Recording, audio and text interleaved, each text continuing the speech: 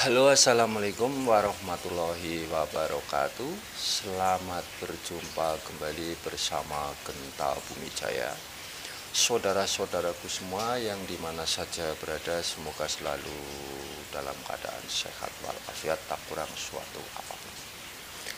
Dalam malam ini kami akan membuat sebuah tema tentang sejarah singkat di Lebak Gunung Slamet, yaitu di desa Kutaliman yang pernah disinggahi oleh sang kesatria Piningit, yaitu putra sang Fajar, di tempat makomnya Eyang Syekh Ahmad Muhammad. Di kala itu, di zaman terdahulu, para leluhur itu telah memberikan suatu tangtu. Kalau di sini tangtu itu bisa disebut petilasan tapak kilas yang pernah untuk singgah, dan juga ada yang dimakamkan di situ pula. Tapi di sebagian besar itu hanya sebuah petilasan yang masih ada hubungannya dengan Eyang Surya Kencana yang berasal dari Pajajaran, yaitu masih dalam lingkaran sejarah dari Maharaja Prabu Siliwangi atau Maharaja Linggabuana. Dalam cerita singkat ini kami akan awali dari makom Syekh Ahmad Muhammad yang berada di desa Kutaliman Kidul. Eyang Syekh Ahmad Muhammad itu adalah nama dari aslinya itu Eyang Kiai Pepadangan. Nah, sekilas untuk membuka tentang arti dari desa Kutaliman sendiri. Kuta itu adalah kota, liman itu adalah gajah. Jadi suatu saat kelak nanti itu di desa tersebut itu konon katanya para leluhur bercerita akan menjadi sebuah kota yang besar, tapi memang dalam kenyataannya untuk saat sekarang sudah dimulai ada pemekaran, yaitu sudah ada tanda-tanda bahwa akan ada menjadi sebuah kota yang besar. Seperti yang berada di Tranggulasi sekarang itu sedang mulai dibangun sebuah wisata yang besar di sebelah barat kota Baturadin. Dan kita kembali kepada Eyang Syekh Ahmad Muhammad yang disebut itu awal sejarah dari desa Kutaliman.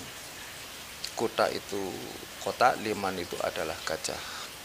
Jadi menurut dalam cerita terdahulu itu ada seekor gajah putih yang menjalani sebuah pertapaan di situ bertahun-tahun lamanya, sehingga mencapai di bawah 100 tahun konon katanya. Gajah tersebut itu melakukan sebuah tapa brata di situ atau spiritual, itu ingin menjadi seorang manusia. Akan tetapi yang Maha Kuasa Allah Subhanahu wa Ta'ala melalui Eyang Syekh Ahmad Muhammad itu cuman hanya memberikan sesuatu mujizat atau kelebihan bahwa gajah itu hanya bisa berbicara sebagaimana manusia itu berbicara. Jadi setelah usai menjalani pertapaan, gajah tersebut itu menyada atau menyapakan, wahai saudara-saudara manusia kelak di kemudian hari, siapapun yang mau bertapa di tempatnya Eyang Syekh Ahmad Muhammad itu adalah entah itu dari golongan para ustadz, para kiai, atau para musafir, apabila menjalankan spiritual di tempat tersebut itu akan diberi suatu kelebihan, yaitu dalam tata bahasa yang memenuhi syarat menurut dalam keahliannya masing-masing. itu sapaan dari gajah tersebut yang telah menjalankan suatu tapa brata sekian lamanya ingin menjadi seorang manusia, cuman hanya diberi sebuah mukjizat bisa berbicara sebagaimana bahasa manusia. Nah, dengan adanya di tempat Eyang Syekh Ahmad Muhammad itu, konon katanya para leluhur dari kalangan mana saja itu berbicara kalau di tempat itu ada sebuah kitab Istanbul namanya. Itu kitab yang selalu itu dicari oleh orang-orang yang berkepentingan dan orang yang punya peranan yang sifatnya itu di atas rata-rata. Pernah ada seseorang di situ katanya memohon itu, ternyata Eyang Syekh Ahmad Muhammad sendiri itu mengakui bahwasanya memang benar, saudaraku atau wahai sang pertapa, kalau saya itu punya kitab Istanbul. Akan tetapi kitab Istanbul itu saya titipkan di tempatnya Eyang Sujana yang berada di Desa Kalikesur, yang disebut Eyang Imam Kuasa. Kalau kamu itu ingin meminjam atau mengambilnya, kamu harus datang ke tempatnya Eyang Sujana atau Imam Kuasa di sana. Lalu orang pertapa tersebut itu sesuai dengan apa yang telah disampaikan kepada Eyang Syekh Ahmad Muhammad itu berangkat ke makomnya Eyang Sujana atau Eyang Imam Kuasa. Nah, di sana pun juga menjalankan sebuah spiritual bahwa beliau itu diutus oleh Eyang Syekh Ahmad Muhammad untuk mengambil atau meminjam kitab Istanbulnya Eyang Syekh Ahmad Muhammad.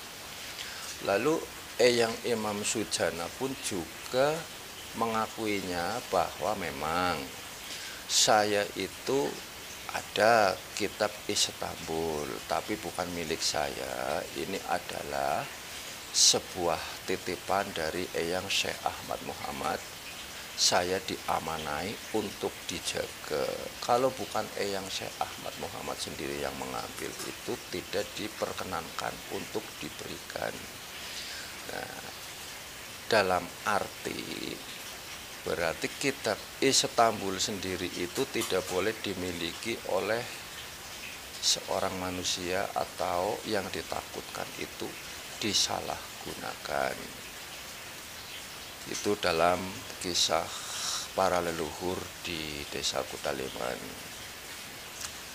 Nah, untuk kesatria Piningit yang pernah menjalani suatu spiritual di Desa Kutaleman itu adalah beliau Bapak Soekarno. Bahkan ketika waktu masih kecil, konon katanya para leluhur yang pernah cerita itu pernah mengembalakan seekor kerbau di tengah sawah Desa Kutaleman. Lalu beliau itu mendatangi di petilasan Ningdang. Yang namanya Ningdang itu kalau menurut dalam kemampuan saya itu bahasanya itu bahasa Siloka. Di tempat Ningdang itu yang disebut orang yang sedang melakukan sebuah spiritual itu adalah ndang itu cepatlah, ning itu adalah membuat sebuah keheningan. Kita itu harus mengosongkan dalam akal dan pikiran kita supaya mendapatkan wasilah atau sesuatu dari Yang Maha Kuasa melalui perantara di petilasan Ningdang. Nah, di petilasan Ningdang sendiri itu, di situ itu pernah untuk singgah Eyang Surya Kencana yang berasal dari Pajajaran, yaitu masih dalam lingkaran kerabat Prabu Linggabuana atau Prabu Siliwangi. Karena yang disebut Prabu Siliwangi itu adalah sebuah gelar. Silih itu adalah kalau dalam bahasa saya itu pinjam, wangi itu adalah sebuah aroma, keharuman. Artinya dalam perjalanannya itu menebarkan suatu keharuman, suatu kebaikan. Bisa untuk contoh-contoh masa depan para generasi penerus yang kiranya itu masih mau mencari dalam tapak tilasnya beliau-beliau ini. Lalu beliau Bapak Soekarno sendiri yang dulu itu disebut putra Sang Fajar, sama saja Satria Piningit itu naik ke Gunung Wetan, yang di Gunung Wetan itu di tempatnya petilasannya Eyang Empu Ramadi. Kebanyakan orang mengatakan Empu Permadi, sebetulnya namanya itu Eyang Empu Ramadi, dan didampingi oleh para prajurit, 2 prajurit itu dari Pajajaran yang namanya Eyang Cakra Kesuma karo Eyang Wari Kesuma. Sedangkan Empu Ramadi sendiri itu sebetulnya itu datang dari Mataram. Makanya dengan babat yang ada di tanah Jawa Tengah itu menengahi dalam penyatuan di masa lalu, diantaranya Jawa dan Sunda yang berada di Banyumas. Karena saya sendiri itu juga hidupnya berada di lereng Gunung Slamet, jadi saya sedikit bisa memberikan sesuatu sejarah, walaupun itu ada kekurangan yang jelas yang namanya sejarah. Nah, Eyang Empu Ramadi sendiri itu adalah seorang empu yang mampu membuat sebuah pusaka, konon katanya dari para leluhur. Saya pun juga dapat cerita dari kakek saya sendiri yang pernah saya ceritakan, yang wafat di usia 125 tahun. Eyang Empu Ramadi sendiri apabila itu membuat sebuah pusaka itu cukup dengan ludahnya, dengan cukup itu dengan lututnya itu dipelirit pakai jari begini, set, itu langsung menjadi sebuah senjata keris. Itulah keampuhan para leluhur terdahulu. Nah, dari kalangan kerajaan mana saja itu kebanyakan itu memesankan sebuah senjata zaman terdahulu untuk berperang itu kepada Eyang Empu Ramadi. Nah, setelah itu Eyang Empu Ramadi itu naik ke Gunung Cendana yang disebut Cendana Sari. Nah, di Cendana Sari itu beliau itu meninggalkan juga suatu petilasan, tapi jarang banyak orang yang tahu. Kebanyakan itu cuman hanya menjalankan sesuatu spiritual, mungkin juga dalam dapat alhasilnya juga sifatnya itu tergantung kapasitas dari kemampuan dari spiritual orang-orang tersebut. Jadi dalam spiritual itu tidak akan semuanya mendapatkan sebuah hasil yang sama, akan tetapi tergantung dalam kemampuan diri kita dalam menjalani kekhusyuan atau dapat bisa menyambung kepada sang alam semesta ini. Itu untuk babat di daerah Kutaliman saya sedikit ceritakan. Lalu ada lagi makom yang di sebelah utara, itu makomnya Mbah Siti Saniah, juga termasuk prajurit tangguh. Itu termasuk juga dari kerajaan Jawa Timur juga. Nah, sampai hari ini makom tersebut apabila akan ada suatu huru hara di dalam negara ini, atau akan ada peperangan atau akan ada pembesar yang sifatnya itu akan memberikan sesuatu hal-hal yang sifatnya itu mengandung dalam peperangan, makom tersebut itu bunyi seperti gunung meletus itu sampai hari ini masih berlaku. Makanya setiap apa yang akan terjadi di muka bumi ini, yang kiranya itu akan terjadi peperangan, itu makomnya Mbah Siti Sania itu bunyi seperti gunung meletus. Maka orang-orang desa Kutalimon itu tidak heran apabila itu makomnya itu berbunyi, artinya sudah ada sebuah tanda genderang perang. Yang namanya disebut genderang perang kalau zaman dulu itu jelas perang fisik. Kalau zaman sekarang itu kan bisa disebut perang politik dan sebagainya. Itu begitu. Ini cerita tentang sejarah. Saudara-saudaraku semua dari subscribe bersaya pun juga yang menyimak, semoga dalam cerita sedikit sejarah tentang Kutaliman itu bermanfaat. Apabila itu tidak bermanfaat ya diabaikan saja. Kiranya cukup sampai di sini. Apabila ada sesuatu kesalahan dan kekurangan khususnya di Desa Kutaliman, mungkin dari perangkat desanya, dari Bapak Lurahnya, Bapak Niwan, saya mohon maaf yang sebesar-besarnya.